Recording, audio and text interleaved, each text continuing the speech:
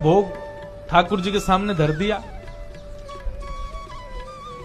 धन्ना जी बार बार पर्दे में से देखें, खा ही नहीं रहे, ठंडा हो जाएगा भोग। ठाकुर जी खा लो जल्दी से, देखो बढ़िया गरम गरम कड़ी लाया हूं और खिचड़ी बनाई, मैया ने घी डाला उस पर, पालो प्रेम से।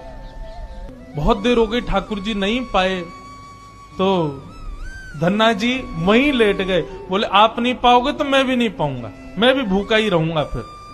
अब इतना सहज सरल प्रेम धन्ना जी का, भूखे प्यासे धन्ना जी पड़े हैं नीचे, छोटा सा बालक है, ठाकुर जी से देखा नहीं गया। इतने में ही महाराज लेट गए धन्ना जी, उनको चटकारों की आवाज आने लगी।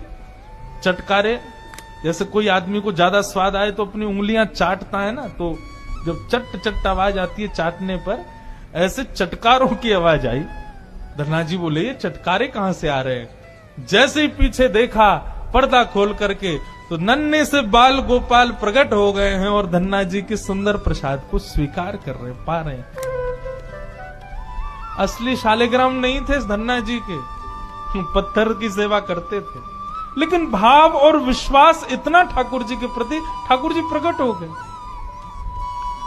अब धन्ना जी थोड़े बड़े हो गए तो घर की गैयाएं चराने जाते थे और अपने ठाकुर जी को जेब में धर के ले जाते थे।